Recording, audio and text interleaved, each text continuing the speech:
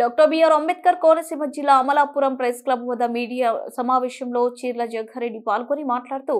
జిల్లాలోని రైతులను కూటమి ప్రభుత్వం మోసం చేస్తుందని, అంబేద్కర్ కోనసీమ జిల్లాలో 6 లక్షల మెట్రిక్ టన్నులు దిగుబడి వచ్చిందని, కానీ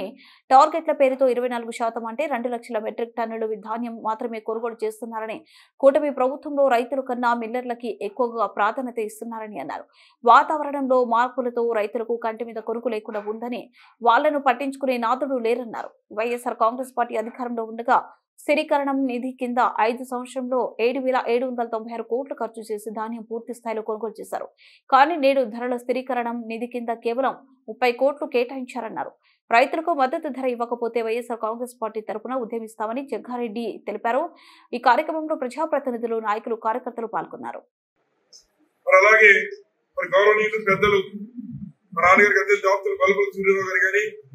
ఇజ్రాయెల్ గారు, అదేవిధంగా స్థానిక కోఆర్డినేటర్ గారు శ్రీకాంత్ గారు, అలాగే ఎమ్మెల్సీ పుల్పూడి సూర్యనారాయణ గారు కానీ, అలాగే మన జడ్పీ చైర్మన్ వేణుగోపాల్ గారు, కోఆర్డినేటర్ గా ఉన్నటువంటి శ్రీ గారు, మాజీ శాసనసభ్యులు ఉన్నటువంటి రాజేశ్వర్ గారు, స్థానిక చైర్పర్సన్ గారు, ఇంకా వేదిక మీద ఉన్నటువంటి పుడుపూడి మా చిత్తపల్లి భరత్ గారు, అదేవిధంగా కాదరి గారు, మరి ముఖ్యంగా వేదిక మీద ఉన్నటువంటి మరి పెద్దలు, అలాగే వేదికను అలంకరించినటువంటి 50 మంది జడ్పీటీసీలు, ఎంపీలు, ఇతర పెద్దలు, వేదిక ముందున్నటువంటి పెద్దలు, మరి ముఖ్యంగా ఈ రోజు అమలాపురంలో నేను ఓటు చేసుకోవడానికి నాకు అవకాశం ఇచ్చినటువంటి పత్రికా విలేకరులు మీ అందరికీ కూడా ఆ హృదయపూర్వక నమస్కారం చేసుకుంటూ, ఇదే మరి నేను ఒక బాధ్యతలు స్వీకరించే కార్యక్రమంగా భావించి ఈ కార్యక్రమాన్ని తలపెట్టడం జరిగింది. మరి అలాగే మీ అందరికీ తెలుసు, జగన్మోహన్ రెడ్డి గారు ఏదైతే మనం చెప్పారో అలాగే జగన్మోహన్ రెడ్డి గారి ఆలోచన మేర రాష్ట్రంలో జరుగుతున్నటువంటి ఈ తెలుగుదేశం పార్టీ కూటమి నాయకుల యొక్క కార్యక్రమాన్ని మరి ఎండగట్టేటువంటి కార్యక్రమంలో భాగంగా ఇవాళ ఒక రకంగా బాధ్యతలు స్వీకరించడం సంతోషకరమైన విషయం అయినప్పటికీ కూడా ఈ రోజున స్థానికంగా మరి ఉన్నటువంటి పరిస్థితులు ఈ అంబేద్కర్ కోనసీమ జిల్లాలో ముఖ్యంగా రైతు సోదరులు నేడు పడుతున్నటువంటి ఇబ్బందులు బయట చూస్తే మరి ధాన్యం, అన్నం, వర్షం, ఏదైతే అన్నం పెట్టే రైతుకి సొన్నం పూసిన చందంగా కూటమి ప్రభుత్వం, కూటమి నాయకులు కేవలం రైతులను ఆదుకోవాల్సినటువంటి వారు ఇవాళ మరి రైతు కొనుగోలు కేంద్రాలను మూసేసి కేవలం అమరావతిలో మరి సంబరాలు చేసుకునే కార్యక్రమం చేస్తున్నారు. ముఖ్యంగా అమరావతి పునఃప్రారంభం అని మాట చెప్తున్నారు. కానీ ప్రస్తుతం కోనసీమ అంబేద్కర్ కోనసీమ జిల్లాలో మేము అడుగుతున్నాం ప్రభుత్వాన్ని, మీరు ఇమీడియట్ గా ముందు ధాన్యం కొనుగోలు కేంద్రాలు మూసేసింది ఈ ప్రభుత్వం,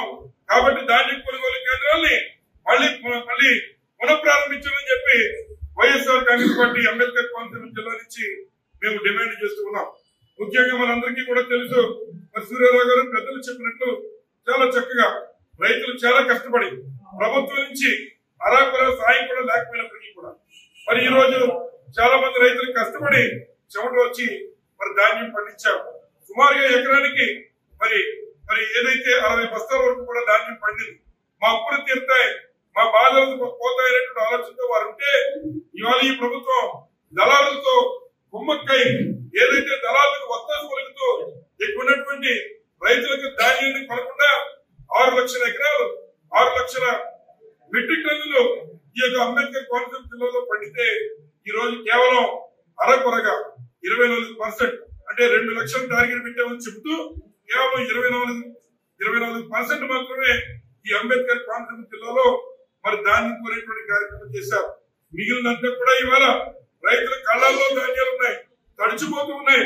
ముఖ్యమంత్రి గారు కనీసం ఒక స్టేట్మెంట్, తడిచిన ధాన్యానికి 2 మారి ధాన్యానికి